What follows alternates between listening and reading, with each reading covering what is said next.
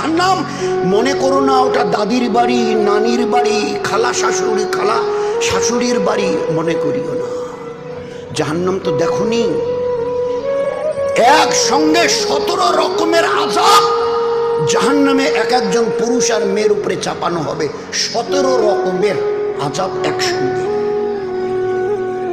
1000 বছর ধরে জাহান্নামের আগুনের জ্বলন, সাপের কামড়, ফেরেশতাদের লাঠির পেটাই, চিৎকার করতে করতে এ আল্লাহ, এ আল্লাহ, এ আল্লাহ, মরে গেলাম, আর বরদাস্ত হচ্ছে না, হয় এখান থেকে বাঁচাও, হয় বাঁচাও, আর নয়তো মেরে শেষ করে দাও, এই আযাব আর সহ্য করতে পারছি না।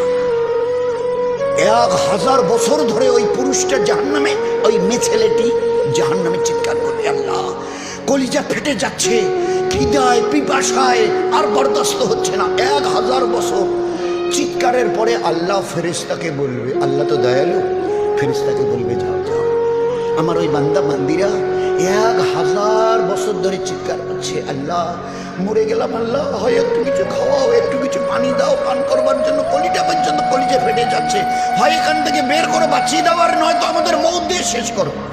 তখন থেকে তো বের হওয়ার কোনো রাস্তাও নেই, আর মৌতে তো মৌত করিয়ে দিয়েছে, আর মরারও কোনো ব্যবস্থা নেই ওখানে।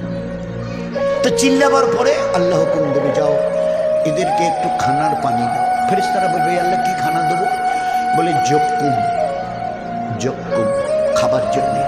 আর পানি কি দেবো? বলে হামিমাও ও গাসাকা।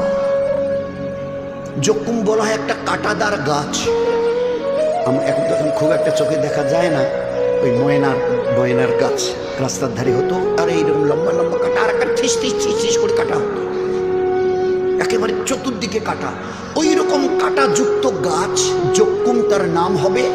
তাকে নিয়ে গিয়ে খাওয়ানো হবে।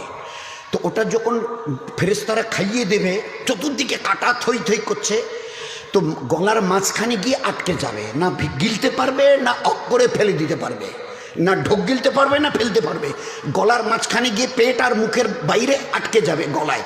আচ্ছা, এই যে কাঁটাগুলো চতুর্দিকে গলার কণ্ঠনালীতে আটকে গেল, বিষগুলো, এর কাঁটাগুলোর বিষ আছে? কোনো বিষ আছে? দয়ার নবী শুনিয়েছেন, এই কাঁটাগুলোর একটা কাঁটা হাতে নিয়ে কেউ যদি দুনিয়ার একটা জমিনের উপরে একটু দাগ দেয়, চিহ্ন দেয়, দাগ, একটা কাঁটার মাথা দিয়ে যদি একটু দাগ দেয়, তো গোটা দুনিয়া বিষের জ্বলে যাবে, গোটা দুনিয়া ওই বিষের চোটে জ্বলে যাবে। তো একটা কাঁটার আসরের মধ্যে যদি ওই বিষ থাকে,